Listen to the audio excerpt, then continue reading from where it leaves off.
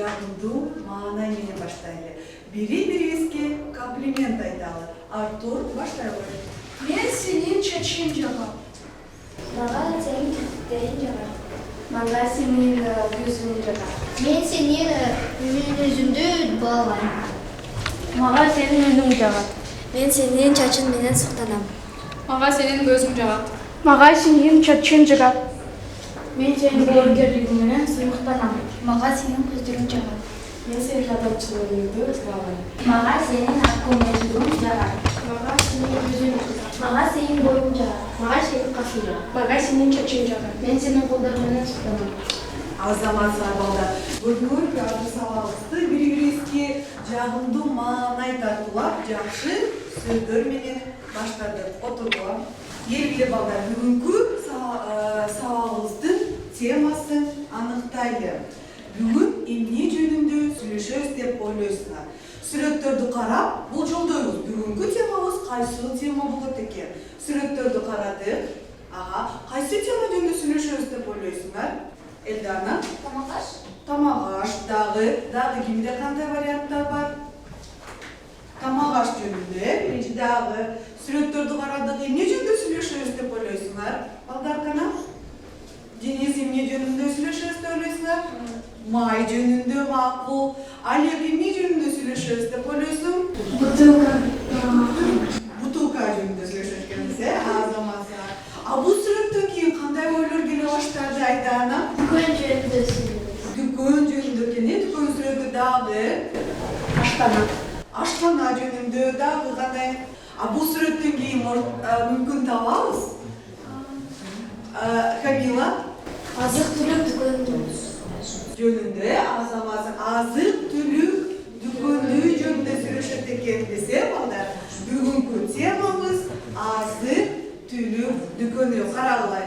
Тактаны сабактын кеттик темасы азык-түлүк дүкөнү. Ал эми грамматикалык темасы сүйлөмдүн аныктоочу кандай дүкөн жана кайсы дүкөн экен. Эми келе балдар, бүгүнкү сабактын максатын айталычы. Бүгүн сабакта эмне кылабыз деп ойлойсуңар? Кана? Лейла? Жукта иштейбиз. Жукта иштейбиз, Аскар. Жаңы сөздөрдү үйрөнөбүз. Жаңы сөздөрдү Улбегим Суроолорго жооп беребиз. суроолорго жооп беребиз. Элдана? Текст окуйбуз, дагы эмне кылабыз? Олег? Айтып беребиз. Айтып беребиз дейт Азамат, жакшы. Дагы эмне кылабыз деп ойлойсуңар? Раяна? Диалог түзөбүз, Азаматсыздар балдар. Бүгүнкү гана сабактын максаттары менен таанышалы. Келгиле хор менен бүгүнкү сабагыбыздын максаттарын окуйбуз. Тема боюнча жаңы лексиканы өзүшүбүз. Кандай жана кайсы суроолоруна жооп бергенди үйрөнөбүз. Таяныч үлгүлөрдүн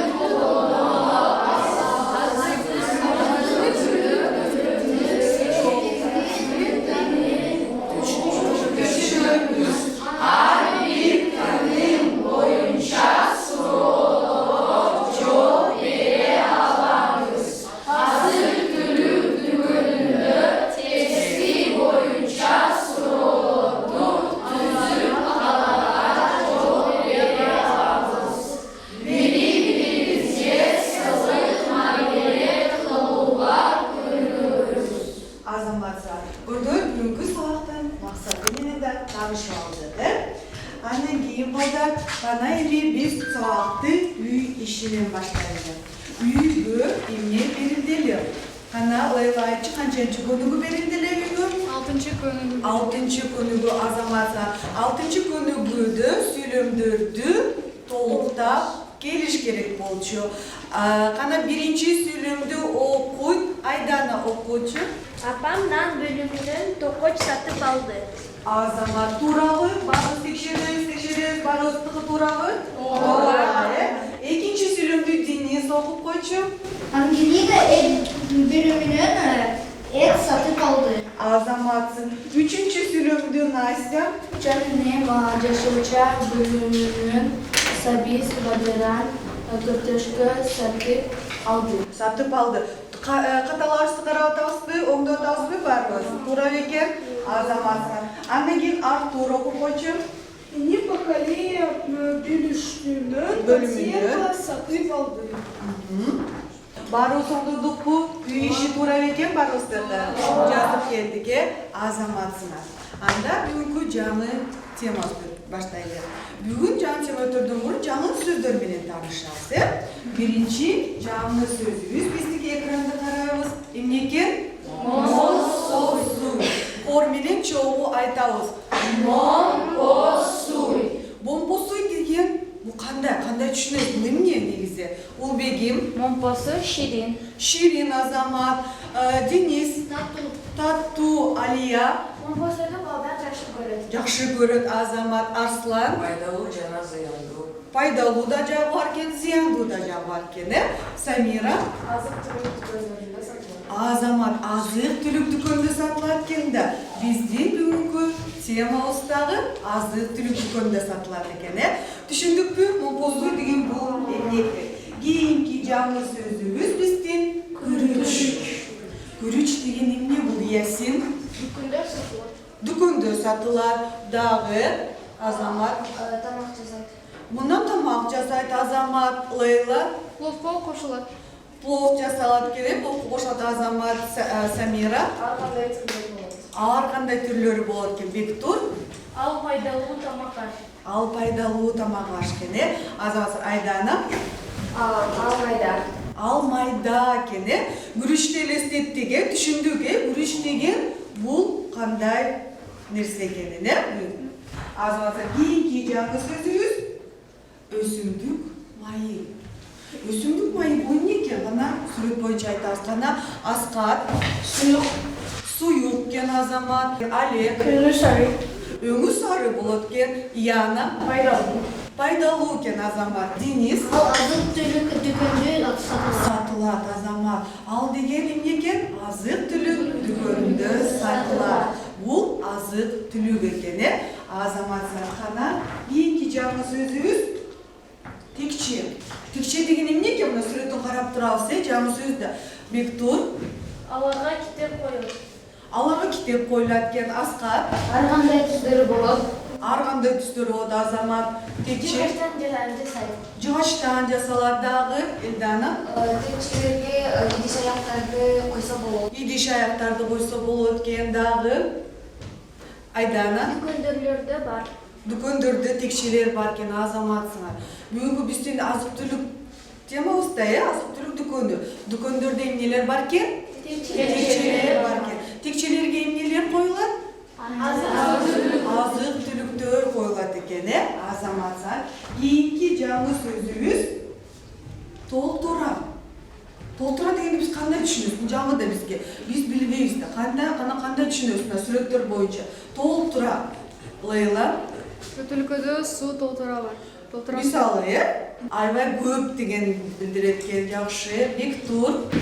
Дүкөндө толтура азык-түлүктөр бар. Азамат, дүкөндө толтура эмнелер болот экен? Азык-түлүктөр болот экен, Түшүндүкпү бул сөздү? Азамат. И дагы бир жаңы сөзүбүз азык-түлүк. Азык-түлүк деген бул кандай түшүнөт экенбиз? Самира. Азык-түлүк бул тамак аш. Тамак аш, Азаматсыңар. Эмнелер кирет экен азык-түлүккө? Кана айтып бергилечи, Аскай. Жемиштер, жашылчалар. Жашылчалар, Азамат. Дагы Ясин. Дүкөндө сатылат. Дүкөндөр сатылат экен, жакшы. Элдана. Сусундуктар. Сусундуктар кирет экен. Бул азык-түлүктө биз жеген тамак аштарды айтат экенбиз. Түшүнүктүүбү? Жакшы, Азамат. Анда биз жаңы сөздөр менен тааныштык. Балдар, эми тапшырмаларга өтөбүз. Азыр азык-түлүк дүкөнү деген текстти тыным боюнча окуйбуз. Ар бир тынымдан кийин суроолорго жооп беребиз. Түшүнүктүүбү, балдар? Өз ичиңерде биринчи бөлүмдү окуп чыгабыз.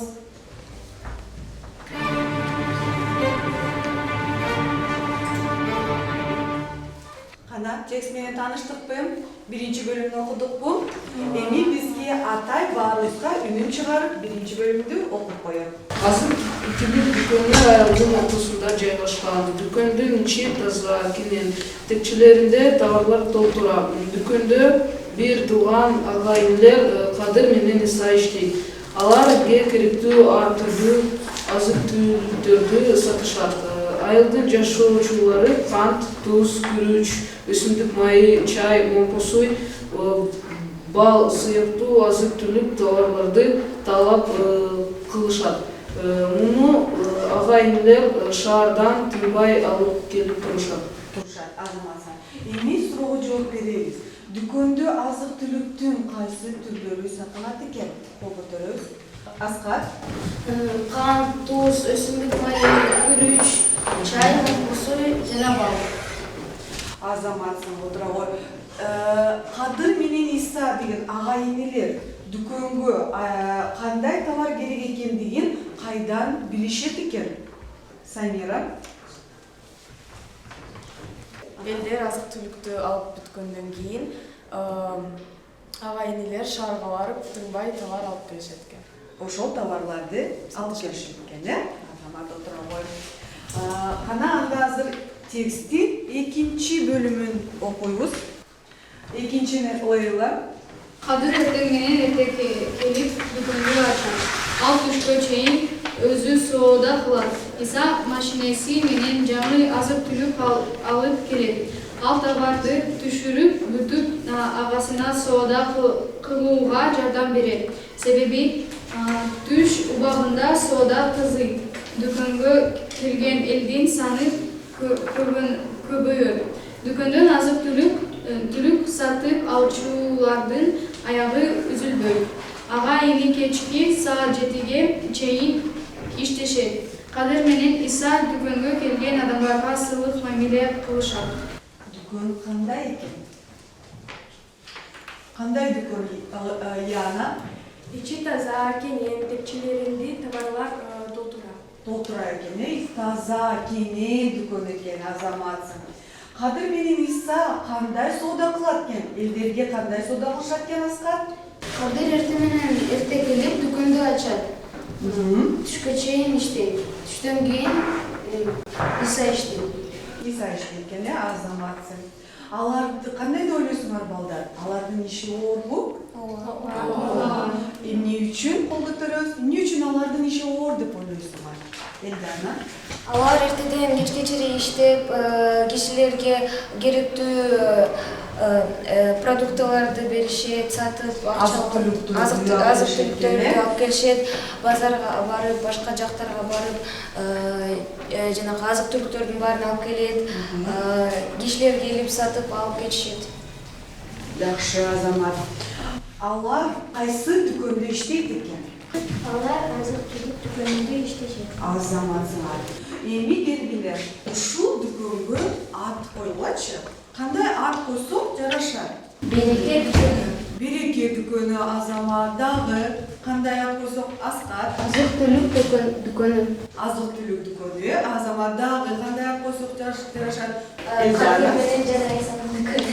Кадыр жана Иса дүкөнү десек болот экен. Жакшы, дагы кимде кандай варианттар бар? Ага-ини деп койсок болобу? Болот. Бир туугандардын дүкөнү десек болобу? Болот. Ушундай ат койсок болот. Азаматсыңар. Эми текст менен тааныштык. Текстке эми тапшырмалар. Жупта иштейбиз. Текст боюнча азыр ар бирибиз текстке 5 суроо түзөбүз. Суроо түзүп бүткөндөн кийин жупта бирөөр бири-бирибизге суроолорду беребиз. Түшүнүктүүбү? Түзгөн суроолорду бири-бирибизге берип, жооп алабыз. Ана 1 минутта убакыт берем, ушул текстке 5 суроо түзөбүз.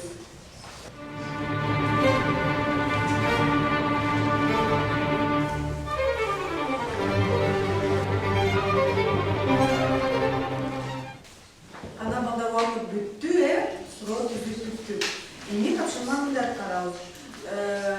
Жуп турабыз. Кимди көтөрсө бирөөбүз суроо беребиз, ал суроого экинчи жүктүгө жооп берет экен.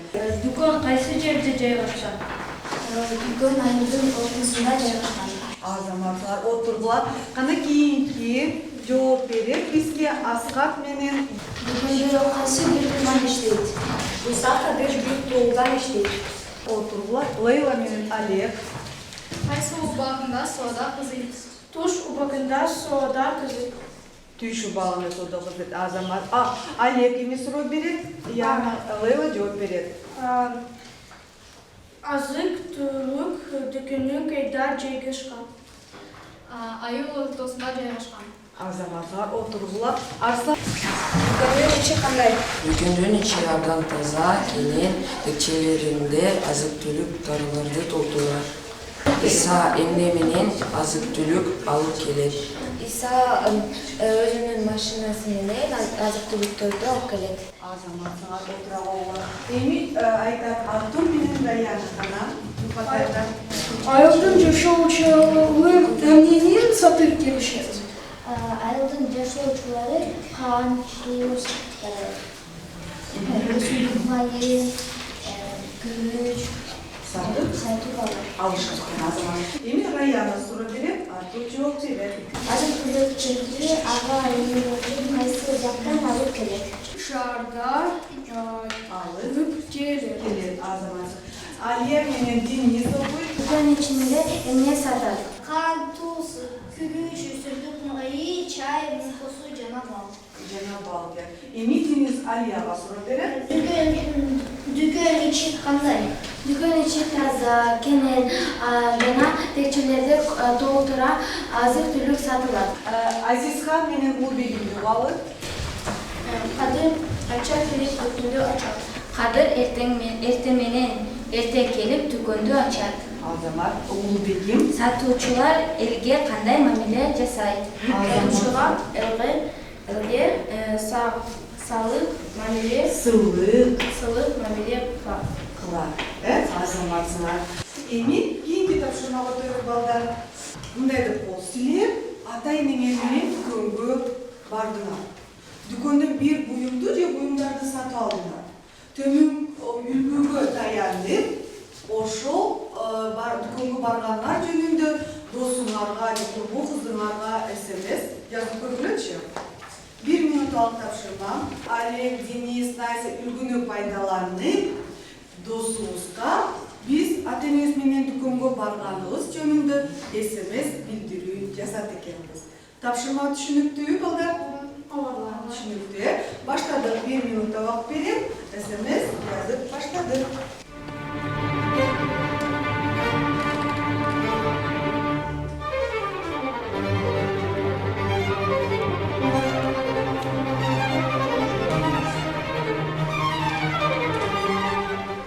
Убакыт бүттү балдар. Ана тапшырманы аяктадык. Эми балдар менен ишибиз. Жазуу СМС билдирүүнү окуйбуз. Караңlar. Эгерде СМС билдирүүсү кызыктуу болсо, 2 упай беребиз. Көлөмү 5-6 сүйлөм болсо, 1 упай беребиз. СМС билдирүүсүнүн катасы жок болсо, 2 упай беребиз. Ошондуктан балдар, СМС билдирүүнү окуп жатканда кунт коюп, тыңшап отурабыз. Түшүнүктүүбү? Кана СМС билдирүүнү окуй, Аскар. Мен ата-энем менен азык-түлүк дүкөнүнө бардык. Биз дүкөндөн бадыран, компосу, күрүч, бал, чай сатып алдык. Ал 200 сом турат. Мага азык-түлүк дүкөнү абдан жакты. Азаматсың отурабы. Эми Аскаттын жазган СМС билдирүүсүн баалайбыз. Лейла. СМС билдирүүсү кызыктуу болду, 2 упай. Көлөмү 5 сүйлөм болду, 1 упай. СМС билдирүү катасы жок болду, 2 упай. 2 упай. Азамат. Ошондо Аскар 5 упай токтогон болот экен. Азамат. Дагы ким окуйт? Кана бизде сүйлөөлүктөрдөн Настя окуй кой СМС билдирүүнү. Ата-энем менен азык-түлүк дүкөнүнө бардык. Биз дүкөндөн жашылча, компосу, бал, нан, кант, туз сатып алдык. 100 сом турат. Манда түзгүнү жакшы. Дүкөн аябай чоң. Денис Балач, критерий боюнча Балач кандай жазыптыр? СМС билдирүүсү кызыктуу болду 2 рубай. Бөлүмү 5-6 сөйлөм болду 1 рубай. СМС билдирүүсүнүн катасы жок болду 2 рубай. 2 рубай жакшы жазып. Артур Балач. SMS bildirisi kızıktı boldu 2 rubay. Bölümü 5-6 söylem boldu 1 rubay. SMS bildirisinin hatası çok boldu 2 rubay. Азаматlar. Бүгүн балдар биз баарыбызы дүкөнгө барганыбыз жөнүндө SMS жазып жүрдүк. Эми ушул сабактан кийин бири-бирибизге SMS жазабызбы? SMS билдирүү. Жактыбы? Жакты, азаматlar. Эми сабакты биз төмөнгү кепилги боюнча жыйынтыктан келебиз балдар. Карагыла. Силер эмнеге үйрөндүңөр бүгүнкү сабакта? Эмнени билдиң? Эмне жакты, жаккан жок. Эмне үчүн? Сен үчүн эмнелер сабакта кызыктуу болду? Яна баштагой. Мына кепилги боюнча Мен жаңы сөздөрдү үйрөндүм. жаңы сөздөрдү үйрөндүм. Азамат, Алия, Мен үчүн SMS жазгандык кызыктуу болду. Райдана, Мага жукта иштеген жакты. жакты. Азамат, и тема боюнча эмне түшүнүксүз бойдон калды? 1 мүнөттүк эссе жазып, барактарды мага тапшырабыз. Жазып бүттүк, азаматсыңар. Эми балдар күндөлүгүбүздү ачып, үй тапшырмасын жазабыз. Силер жашаган жердеги дүкөндөрдү, кандай дүкөндөр бар, аларды сүрөттөп жазып келебиз. Жазуу ишинин бөлүмү 4-5 сүйлөм болсун. Жаздыкпы? Эми бүгүнкү сабакка абдан активдүү катышкандыгы үчүн 5 деген бааны алат Аскат, Азамат бүгүн кол көтөрүп жакшы катышты. Самира жакшы катышты, Элдана эң жакшы деген бааларды, Олег бүгүн жакшы, Лейла эң жакшы деген бааларды алат. Андан кийин ичине орто катышкандарыбыз бизден Настя жакшы, эң жакшы деген Настя жакшы иштеди, Алия, Денис жакшы иштеди. Калгандарыбызга орто деген баа. Ушуну менен балдар сабагыбыз бүттү. Жакшы баргыла.